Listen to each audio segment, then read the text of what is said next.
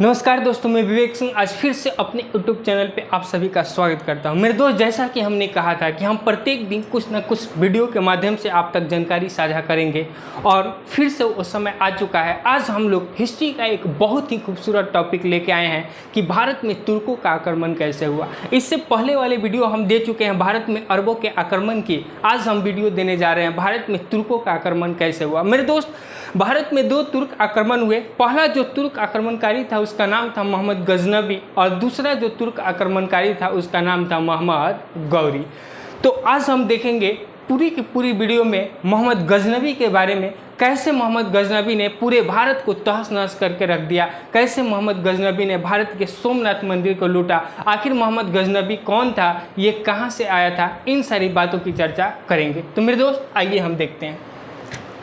मेरे दोस्त, एक जगह है तुर्क और तुर्क में एक स्थल है जिसका नाम है गजनी। अब आप कहेंगे ये गजनी कहाँ पड़ता है? तो मेरे दोस्त, गजनी अफगान का एक क्षेत्र था और गजनी में एक वंश हुआ करता था जिसे हम गजनी वंश या यामनी वंश भी कहते हैं।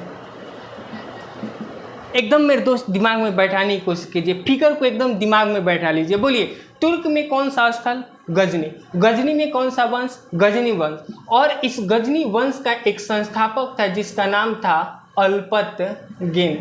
बोलिए, गजनी वंश का संस्थापक कौन था? अल्पतगिन। अल्पतगिन का एक दामाद था या भतीजा और दामाद दोनों था जिसका नाम था सुबुक्तगिन। अल्पतगिन का भतीजा व दामाद का नाम क्या था? सुबुक्तगिन। और सुबुक्तगिन का एक उत्तराधिकारी था जिसका नाम था मोहम्मद गजनबी, जिसका पूरा नाम है महमूद गजनबी। तो देखिए, तुर्क में कौन सा जगह? गजनी। गजनी में कौन सा वंश? गजनी ये वंश या यामनी वंश। इस वंश के संस्थापक कौन थे? अल्पतगिन। अल्पतगिन का दामाद कौन था? सुबुक्तगिन। और सुबुक्तगिन का पुत्र कौन था? महमूद गजनबी। मेरे दोस्त, उसी समय हमारे सिंध के क्षेत्र में एक जगह था जिसका नाम था पेशावर। यानी भारत का ही एक क्षेत्र था जिसका नाम था पेशावर। और पेशावर के एक शासक थे जिसका नाम था जयपाल। जयपाल के एक पुत्र थे जिनका नाम था आनंदपाल और आनंदपाल के पुत्र थे जिनका नाम था त्रिलोचन पाल। मतलब पेशावर के शासक थे जयपाल। जयपाल के बाद अगला उत्तराधिकारी हुआ आनंदपाल और आनंदपाल के बाद अगला जो उत्तराधिकारी हुआ त्रिलोचन पाल। तो मेरे दोस्त, ऐसा हुआ क्या, ये जो सुबुक्तगिन था, सुबुक्तगिन बार बार हमला कर देता था। किस पर? जयपाल पर। सुबुक्तगिन बार बार हमला करता था जयपाल पर, लेकिन जयपाल इसे बार बार छोड़ देता था। अंत में जयपाल से भी अब रहा नहीं गया। जयपाल ने क्या किया? सुबुक्तगिन की हत्या कर दी। और जैसे ही जयपाल ने सुबुक्तगिन की हत्या की, इस बात की सूचना जैसे ही मोहम्मद गजनबी को मिली, मोहम्मद गजनबी ने कसम खाया और कहा, प्रतिज्ञा लिया कि जिस मुल्क के लोगों ने भी मेरे पिता की हत्या की है, आज से हम ये कसम खाते हैं, आज से हम ये प्रतिज्ञा लेते हैं कि उस मुल्क में हमेशा हर साल एक आक्रमण होगा और ये आक्रमण बहुत ही दर्दनाक और खतरनाक होगा। और यहीं से मेरे दोस्त मोहम्मद गजनबी ने प्रतिज्ञा लिया और कहा जाता है कि 1000 ईस्वी से लेकर 1027 ईस्वी तक इसने भारत में कुल 17 बार हमला किया। 1000 से लेके 1027 ईस्वी तक इसने भारत में कुल कितना बार हमला किया? 17 बार। और इस बात की जानकारी हमें एक विद्वान देता है जिसका नाम है इलियट। यानी इलियट महोदय ये कहते हैं कि इसने 1000 ईस्वी से 1027 ईस्वी तक कितना बार हमला किया? 17 बार। कितना बार हमला किया? 17 बार। लेकिन एक विद्वान आते हैं जिनका नाम होता है मोहम्मद जाफर। मोहम्मद जाफर ने कहा कि ये जो महमूद गजनबी है, मोहम्मद गजनबी का भारत में आने का मुख्य उद्देश्य था धन की प्राप्ति करना। यानी धन की प्राप्ति करना, धन को लूटना। मोहम्मद गजनबी का मुख्य उद्देश्य क्या था? धन को लूटना। इस बात की जानकारी एक विद्वान देते हैं जिनका नाम होता है मोहम्मद जाफर। तो इस तरह से मोहम्मद गजनबी ने भारत में कुल 17 बार हमला किया। कहा जाता है कि 1001 ईस्वी में इसने उत्तर के सीमावर्ती क्षेत्रों पर हमला किया। उत्तर के सीमावर्ती क्षेत्रों पे हमला किया और वहीं से ये वापस चला जाता है। लेकिन 1001 ईस्वी में इसने पुनः 1001 ईस्वी में पुनः भारत में प्रवेश करता है और पहला टारगेट करता है पेशावर के शासक जयपाल पर और जयपाल को पराजित कर देता है। लेकिन जयपाल की हत्या नहीं किया, जयपाल को पराजित किया और जयपाल को अपमानित कर छोड़ दिया। क्योंकि जयपाल एक हिंदू शाही वंश के शासक थे, ये अपने अपमान को सहन नहीं कर सके और कहा जाता है कि जयपाल ने आग में कूदकर अपनी आत्महत्या कर ली। जयपाल ने आग में कूदकर अपनी आत्महत्या कर ली। मेरे दोस्त 1008 ईस्वी में इसने जयपाल के ही पुत्र आनंदपाल को पराजित किया। 1008 ईस्वी में इसने जयपाल के पुत्र आनंदपाल को पराजित किया और इसी के अगले साल यानी 1009 ईस्वी में इसने नगरकोट मंदिर, जो कांगड़ा में स्थित है हिमाचल प्रदेश में, 1009 ईस्वी में इसने नगरकोट मंदिर को लूटा, मंदिर से बहुत सारे धन को लूटा और इसी तरह 1011-12 ईस्वी में इसने मथुरा तथा उज्जैन के कई सारे मंदिरों को लूटा। 1011-12 में इसमें मथुरा तथा उज्जैन के कई सारे मंदिरों को लूटा। मेरे दोस्त, ये जो मोहम्मद गजनबी है, इसका एक ही उद्देश्य था धन को प्राप्त करना, इसलिए ये हमेशा बार बार मंदिरों को टारगेट करता था और वहाँ से ये धन संपत्ति बहुत ज़्यादा इकट्ठा करता था, क्योंकि मंदिरों में सोने की मूर्तियाँ पड़ी हुई थी और उन्हीं मंदिरों पर ये ज़्यादा टारगेट करता था। अब देखिए 1001 ईस्वी में सीमावर्ती क्षेत्रों 1000 ईस्वी में सीमावर्ती क्षेत्रों पे 1001 में जयपाल को पराजित किया, 1008 में आनंदपाल जो जयपाल के पुत्र थे, 1009 में नगरकोट मंदिर पर हमला किया जो कहाँ है, हिमाचल प्रदेश के कांगड़ा जिले में, जबकि 1112 ईस्वी में इसने मथुरा तथा उज्जैन के कई सारे मंदिरों को लूटा। मेरे दोस्त 1014 ईस्वी में इसने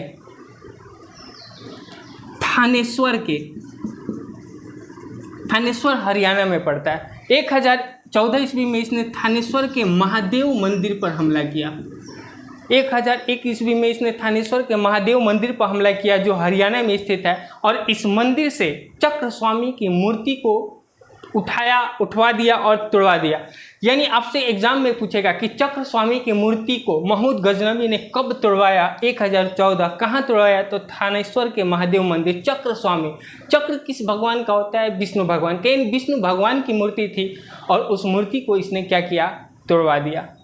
लेकिन कहा जाता है कि मोहम्मद गजनबी का सबसे महत्वपूर्ण आक्रमण, सबसे इम्पोर्टेंट आक्रमण जो माना जाता है वो माना जाता है 1025 ईस्वी का। 1025 ईस्वी में इसने गुजरात में स्थित सोमनाथ मंदिर पर हमला किया। 1025 ईस्वी में इसने गुजरात के सोमनाथ मंदिर पर हमला किया और यह इसका भारत में 16वां आक्रमण था। उस समय गुजरात में चालुक्य वंशों का शासन था और चालुक्य वंश के शासक जो थे भीम प्रथम। ये भी क्वेश्चन कई बार पूछता है कि जिस समय ये सोमनाथ मंदिर पर हमला किया उस समय चालुक्य वंश के शासक कौन थे, यानी किन वंशों का शासन था, चालुक्य वंश, और चालुक्य वंश के शासक कौन थे, भीम प्रथम। यानी ये बहुत ही इम्पोर्टेंट हमला था, आक्रमण था किसका, मोहम्मद गजनबी का 1025 सोमनाथ मंदिर पर। मेरे दोस्त 1027 ईस्वी में इसका अंतिम अभियान 1027 ईस्वी में इसका अंतिम अभियान जाटों के विरुद्ध हुआ। 1027 ईस्वी में इसका अंतिम अभियान जाटों के विरुद्ध हुआ और 1030 ईस्वी में इसकी मौत हो जाती है। यानी 1030 ईस्वी में महमूद गजनबी मारा जाता है। 1030 ईस्वी में महमूद गजनबी मारा जाता है। तो मेरे दोस्त उम्मीद करते इतना सारा चीज़ आपको समझ में आया होगा। तो एक बार इसका स्क्रीनशॉट लीजिए, फिर हम लोग बढ़ते हैं आगे। तो मेरे दोस्त आपने जाना ये कहाँ कहाँ आक्रमण किया, कहाँ कहाँ हमला किया। इसके बारे में ऐसा कहा जाता है, मोहम्मद गजनबी के बारे में ऐसा कहा जाता है कि हर साल सितंबर अक्टूबर के महीने में यह गजनी से चलता था और दिसंबर जनवरी के महीने में, यानी दिसंबर से लेकर जनवरी तक भारत में लूटपाट मचाता था और मार्च अप्रैल होते होते ये फिर से वापस गजनी चला जाता था। हर साल यही करता था। ऐसा कहा जाता है कि भारत में इसको प्रवेश करने का एक ही मार्ग था। मोहम्मद गजनबी भारत में किस मार्ग द्वारा प्रवेश किया था, किस मार्ग से आया था, तो यह खैबर दर्रा से होकर प्रवेश किया था। एक यही दर्रा था भारत में आने का, उत्तर के तरफ। यानी मोहम्मद गजनबी भारत में किस रास्ते से प्रवेश किया, इसने खैबर दर्रा से प्रवेश किया। सितंबर अक्टूबर के महीने में ये वहाँ से चलता था। दिसंबर से जनवरी तक खूब लूटपाट मचाता था और मार्च अप्रैल आते आते ये फिर से वापस कहाँ चला जाता था, गजनी। महमूद गजनबी पहला ऐसा शासक था, महमूद गजनबी पहला ऐसा शासक था जिसने सुल्तान की उपाधि को धारण की। महमूद गजनबी पहला ऐसा शासक था जिसने सुल्तान की उपाधि धारण की। लेकिन मेरे दोस्त, दिल्ली सल्तनत के जितने भी शासक हैं सभी शासकों ने सुल्तान की उपाधि धारण की, लेकिन एक शासक है जिसका नाम है कुतुबुद्दीन ऐबक और एक शासक है जिसका नाम है खिज्र खां। यानी कुतुबुद्दीन ऐबक और खिज्र खां दो ऐसे शासक हैं जिन्होंने सुल्तान की उपाधि को धारण नहीं किया। बाकी जितने भी शासक हैं उन्होंने सुल्तान की उपाधि को धारण किया। लेकिन जैसे ही मुगल वंश की शुरुआत हुई, बाबर ने बादशाह की उपाधि की शुरुआत की, लेकिन दिल्ली सल्तनत के सारे शासकों ने सुल्तान की उपाधि को धारण की। जबकि सुल्तान की उपाधि को धारण करने वाला जो पहला व्यक्ति था उसका नाम था महमूद गजनबी। मेरे दोस्त, जब महमूद गजनबी भारत आया था तो इसके साथ बहुत सारे लेखक भी आए थे। इसके बहुत सारे लेखक भी इसके साथ आए थे। जिन लेखकों में एक लेखक है जिसका नाम है अल बरूनी। अल बरूनी ने एक पुस्तक लिखी है जिसका नाम है किताब उल हिंद। अल बरूनी की एक पुस्तक है किताब उल हिंद। ये अल बरूनी एक ऐसा पहला मुस्लिम है जिसने पुराणों का अध्ययन किया। तो बोलिए कौन ऐसा पहला मुस्लिम है जिसने पुराणों का अध्ययन किया, तो नाम आता है अल बरूनी। इसके दरबार में और भी लेखक थे। एक लेखक है जिसका नाम है फिरदौसी, और फिरदौसी ने एक पुस्तक की रचना की जिसका नाम था शाहनामा। बोलिए फिरदौसी की पुस्तक की नाम क्या है, शाहनामा। अल बरूनी ने कौन सा पुस्तक लिखा, कि किताब उल हिंद। पहला ऐसा मुस्लिम व्यक्ति जिन्होंने पुराणों का अध्ययन किया था, तो आंसर होगा अल बरूनी। और एक लेखक थे बैहाकी, जिसने एक पुस्तक की रचना की जिसे हम तारीख ए सुबुक्तगीन के नाम से जानते हैं। जिसे हम किस नाम से जानते हैं, तारीख ए सुबुक्तगीन। तो देखिए महमूद गजनबी के दरबार में कितने लेखक, मुख्य रूप से बहुत सारे लेखक थे, लेकिन मुख्य रूप से 3 लेखक थे।